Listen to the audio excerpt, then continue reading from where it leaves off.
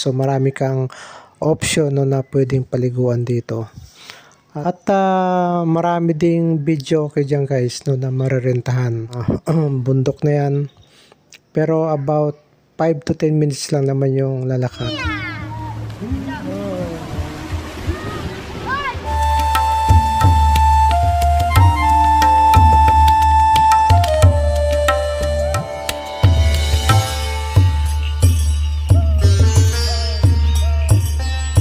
At hindi mo rin sa basta-basta pasukin sa loob dahil madilim. So, kailangan mo ng tour guide. Alam nyo na, for safety. No, mahirap na. Baka may mangyari pang hindi maganda sa loob.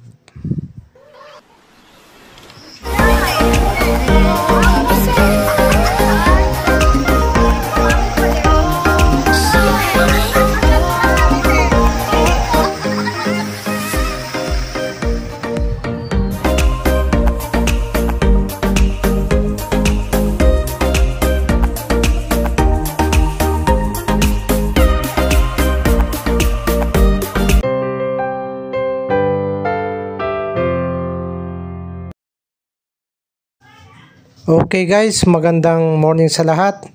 Isa na namang hotspot ang ating i-feature today. Yan ay Dinarayo, paborito ng karamihan this summer. Walang iba kundi ang Puning Cave Resort ng DRT Bulacan.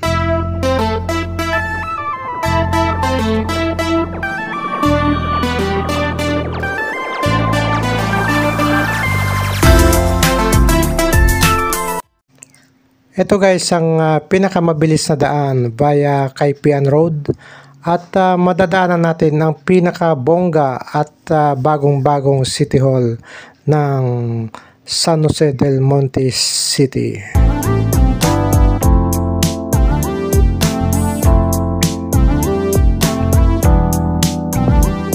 So ayan guys, dire-diretso lang tayo at papasok tayo ng Barangay Tigbe, Norsagaray, Bulacan.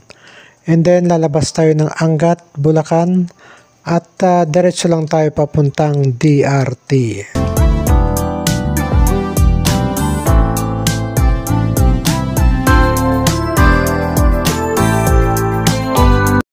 Ito naman guys no, yung mahabang tulay papuntang DRT or Doña Remedios Trinidad. At mula rito malapit na tayo papuntang arko ng Welcome DRT.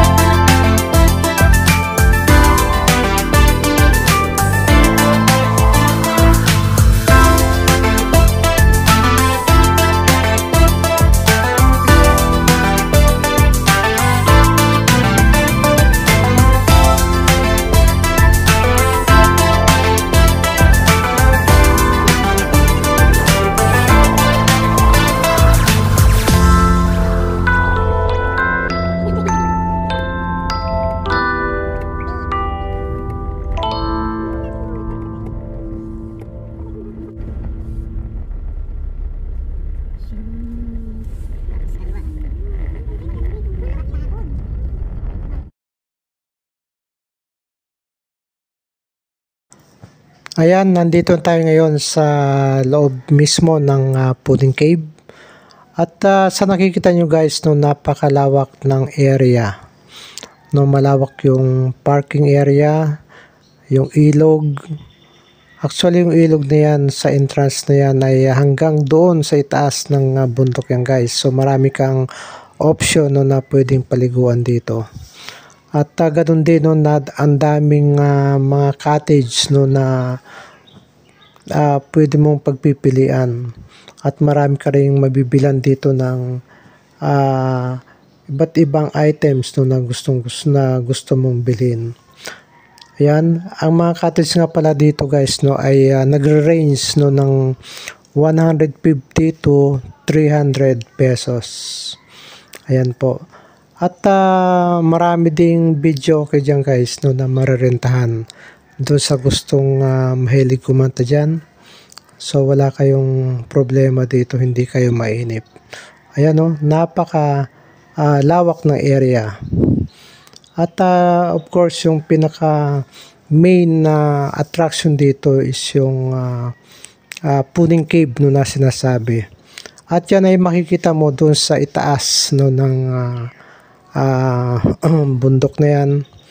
Pero about 5 to 10 minutes lang naman yung lalakarin.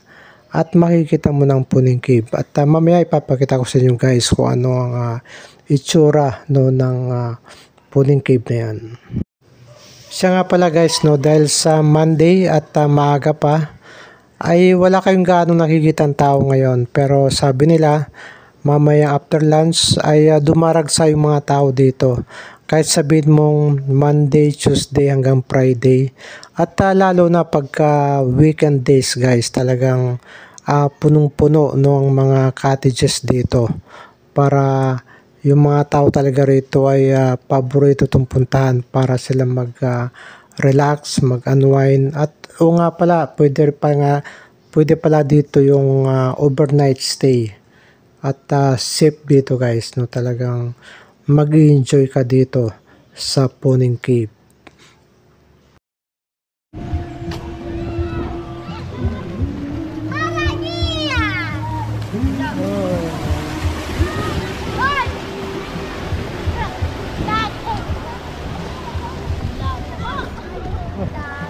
Lalim mo.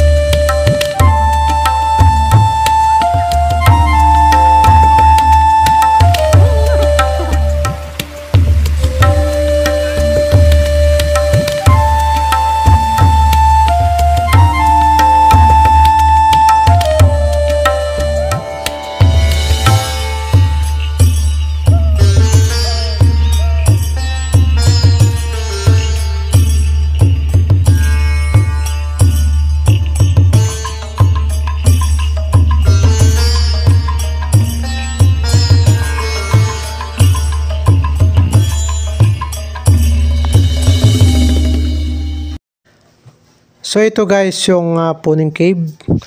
So sa nakikita nyo no, wala siyang tubig ngayon. Dahil pag summer pala no, natutuyuan siya. At hindi mo rin siya basta-basta pasukin sa loob dahil madilim. So kailangan mo ng tour guide. Alam nyo na, for safety.